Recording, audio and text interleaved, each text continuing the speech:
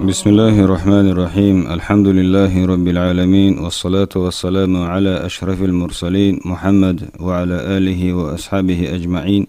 Ва ман таби'ахум би ихсанин иля яумиддин. Жизнеописание пророка Мухаммада, мир ему и благословение Аллаха. Эта книга познакомит вас с жизнеописанием пророка, мир ему и благословение Аллаха, которого вы любите и почитаете, и последователем которого являетесь. Он лучший из людей и наставник человечества.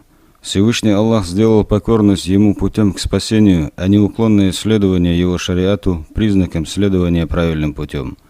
Поэтому так важно уделять внимание изучению Его жизни, читать Его жизнеописание и стараться усвоить и понять прочитанное, чтобы брать пример с пророка, мир ему и благословение Аллаха, и идти по его стопам. Глава 1. Мир до начала пророческой миссии Мухаммада, саллаллаху алейхи вассалям. Арабы.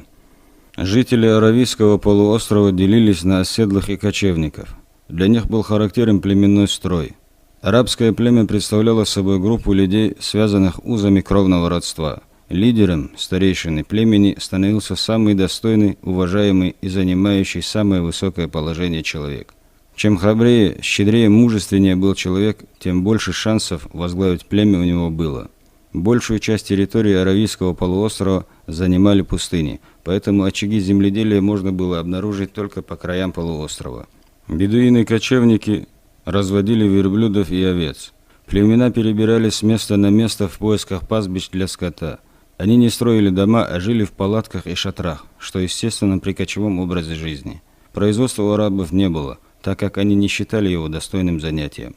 Однако географическое положение полуострова между Африкой и Восточной Азией позволяло ему быть одним из центров международной торговли. Торговлей занимались жители городов, особенно жители Мекки. Курайшиты ежегодно совершали два главных торговых путешествия – летом в Шам и зимой в Йемен. Они отправлялись в путь, не боясь нападений. Всевышний Аллах в Коране сказал об этом. Ради единения курайшитов, единения их во время зимних и летних поездок, пусть же они поклоняются Господу этого дома, Каабы, который накормил их после голода и избавил их от страха. Повседневную жизнь арабов регулировали обычаи и традиции. Арабы заботились о чистоте своей крови и не вступали в брак с представителями других народов и наций. Женщина в большинстве арабских племен не имела никаких прав, и отношение к ней было по меньшей мере презрительное и уничижительное. Ее получали в наследство вместе с остальным имуществом, а сама она не имела права получать наследство. Рождение дочери в большинстве случаев не только не радовало отца, но и ввергало его в пучину тревог и печали и заставляло его стыдиться людей. Всевышний Аллах описал в Коране типичную реакцию араба на рождение девочки. Когда кому-либо из них сообщают весть о девочке, лицо его чернеет, и он сдерживает свой гнев. Он прячется от людей из-за дурной вести. Оставит ли он себе ребенка с позором или же закопает его в землю? Воистину, скверны их решения.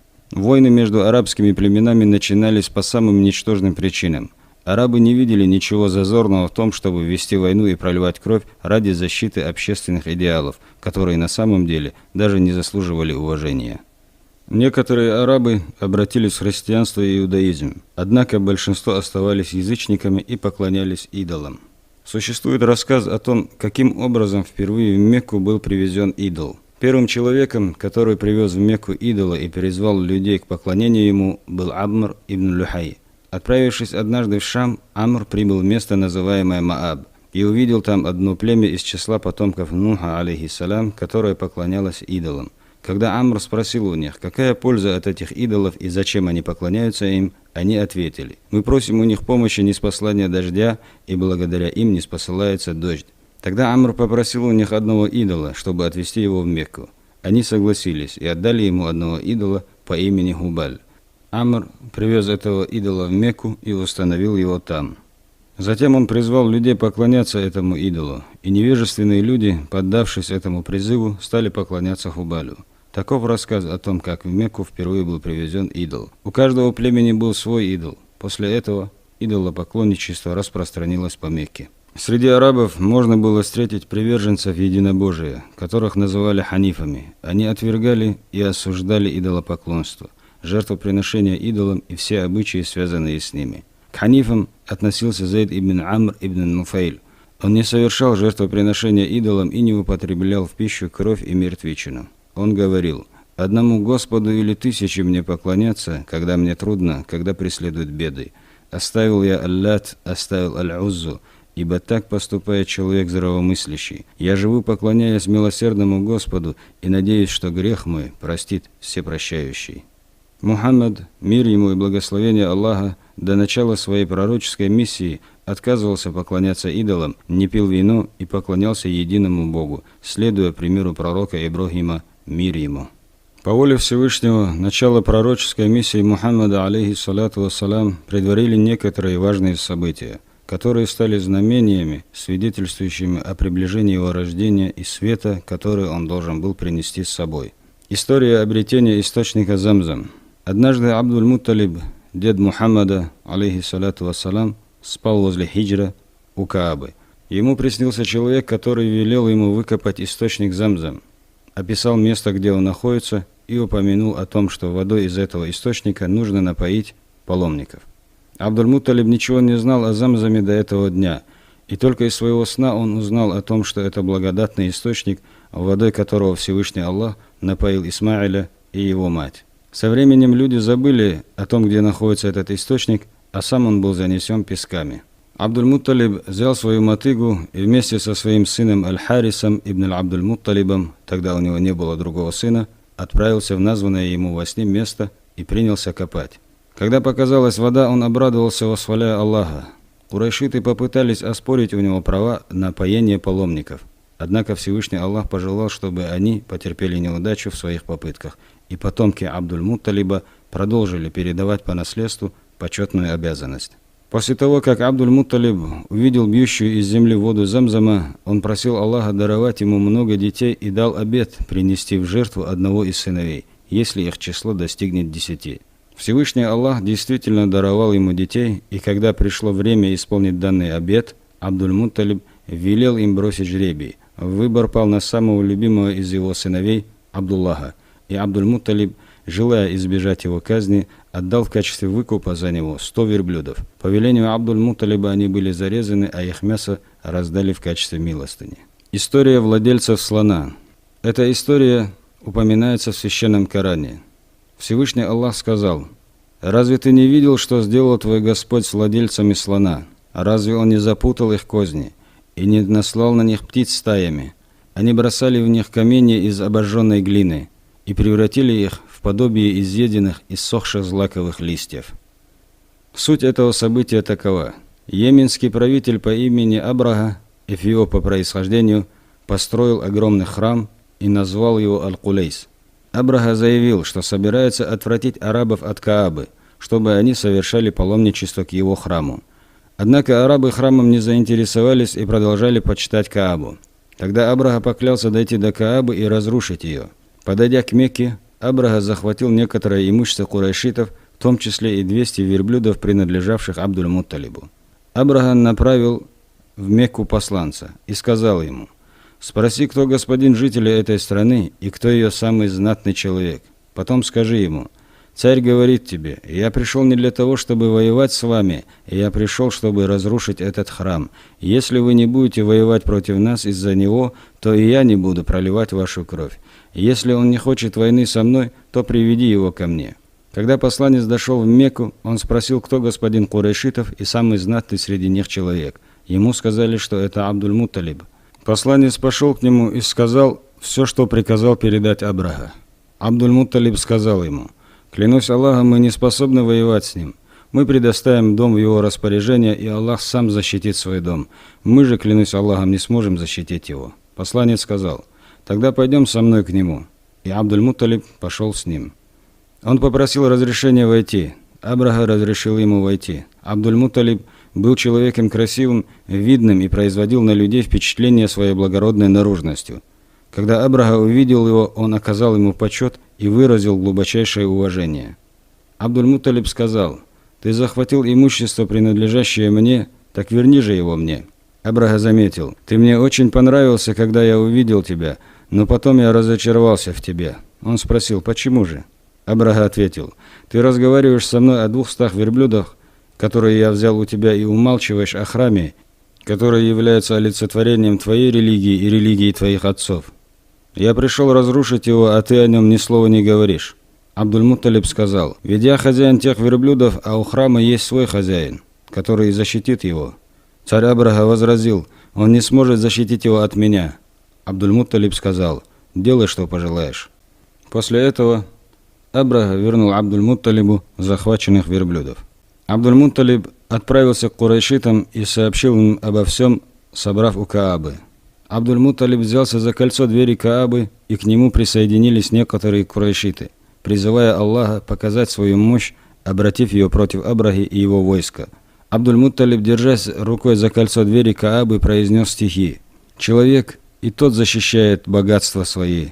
Защити же и ты свое достояние, да не победит их крест, Господи, когда все они к дому Твоему подойдут для злодеяния. А если Ты пожелаешь в их руки передать нашу святыню, то воля Твоя, о Аллах».